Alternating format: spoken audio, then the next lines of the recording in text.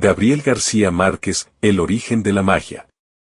Gabriel García Márquez nació el 6 de marzo de 1927 en Aracataca, un pequeño pueblo del Caribe colombiano que con el tiempo se convertiría en Macondo, el escenario mítico de su obra más emblemática. Hijo de Gabriel Eligio García y Luisa Santiago Márquez, pasó sus primeros años en la casa de sus abuelos maternos, donde comenzó a formarse su universo literario. Su abuelo, Nicolás Márquez, fue un coronel retirado de la Guerra de los Mil Días, hombre respetado y de firmes valores, que influyó profundamente en su carácter y su manera de entender el poder. Su abuela, en cambio, le ofrecía otra dimensión, la del misterio, los presagios, las historias de fantasmas que se contaban con naturalidad y sin asombro. Esa convivencia entre lo real y lo fantástico fue el corazón de lo que más tarde se conocería como realismo mágico. Desde niño fue observador, callado y sensible. Estudió en internados jesuitas y, más tarde, se trasladó a Bogotá para estudiar Derecho en la Universidad Nacional. Sin embargo, pronto descubrió que su pasión no estaba en las leyes, sino en las letras. Aquel joven que apenas escribía poemas y cuentos terminó abandonando la carrera para dedicarse por completo al periodismo, una decisión que marcaría el rumbo de su vida. García Márquez inició su carrera periodística en el Universal de Cartagena, pero fue en el Heraldo, de Barranquilla, donde se integró a un círculo intelectual conocido como el Grupo de Barranquilla, formado por escritores, periodistas y pensadores. Allí, en cafés humeantes y redacciones nocturnas, comenzó a esculpir su voz narrativa. En 1955 publicó su primera novela, La hojarasca, un texto ya cargado de ese tono mítico que más tarde lo haría famoso. Aunque la obra pasó relativamente desapercibida en su momento, en ella ya aparecía Macondo y el germen del universo literario que desarrollaría en profundidad años después. Paralelamente, García Márquez seguía creciendo como periodista. Su estilo narrativo, cargado de precisión y sensibilidad, lo llevó a escribir piezas memorables, como El relato de un náufrago, una crónica en forma de novela publicada por entregas en El Espectador. Este trabajo, basado en la historia real de un marinero sobreviviente, lo consolidó como maestro del periodismo narrativo y lo enfrentó al poder político colombiano de la época, lo que lo obligó a exiliarse en Europa durante varios años.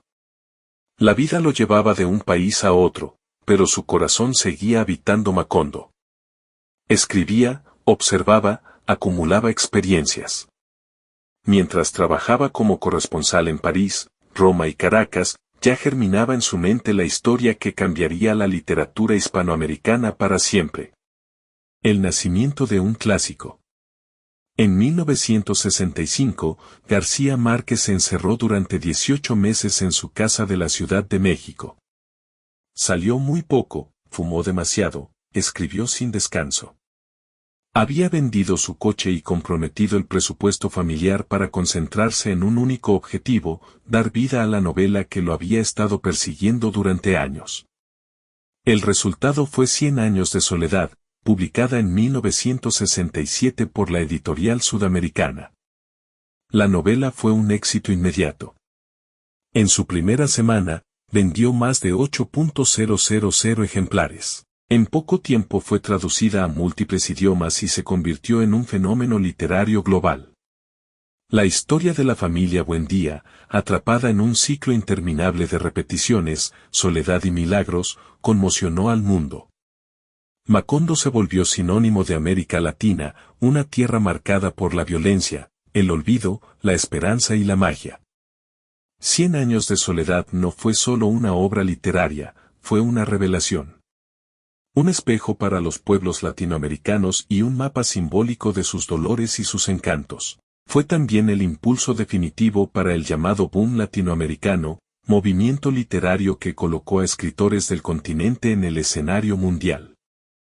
García Márquez, que ya era respetado como periodista y narrador, se convirtió en una figura central del pensamiento y la cultura de habla hispana. Su estilo, una mezcla de lirismo, crudeza, ironía y realismo fantástico, marcó a generaciones de lectores y escritores. Pero lejos de quedarse en su éxito, Gabo siguió explorando nuevas formas de narrar. En El otoño del patriarca 1975, retrató la figura del dictador latinoamericano, solitario y todopoderoso, con una prosa densa, hipnótica, llena de imágenes que se arrastran como el tiempo mismo. En Crónica de una muerte anunciada 1981, reinventó la estructura del crimen anunciado, mostrando que lo inevitable también puede ser trágico. Cada una de sus obras tenía una intención: comprender la condición humana, retratar la complejidad de nuestras sociedades, y sobre todo, dignificar la memoria de los pueblos olvidados. El hombre detrás del mito. Gabriel García Márquez no solo fue escritor. Fue esposo, padre, amigo, periodista comprometido y ciudadano del mundo. Se casó en 1958 con Mercedes Barcha, su gran amor desde la adolescencia. Juntos tuvieron 2 hijos, Rodrigo y Gonzalo.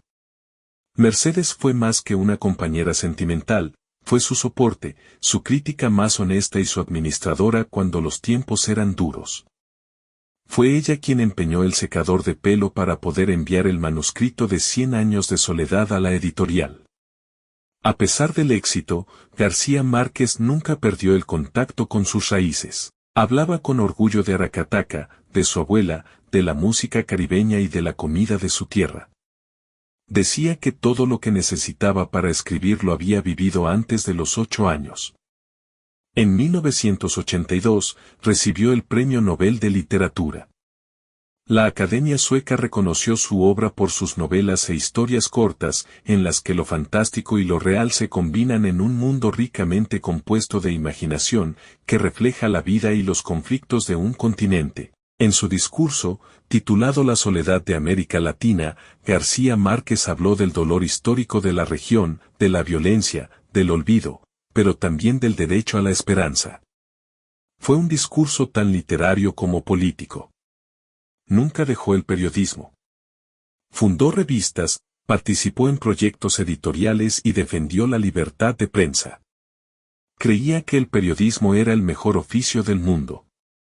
Y aunque muchas veces fue discreto, también supo levantar la voz ante injusticias sociales y políticas. Legado, lucidez y despedida. En sus últimos años, Gabriel García Márquez se fue retirando lentamente de la vida pública.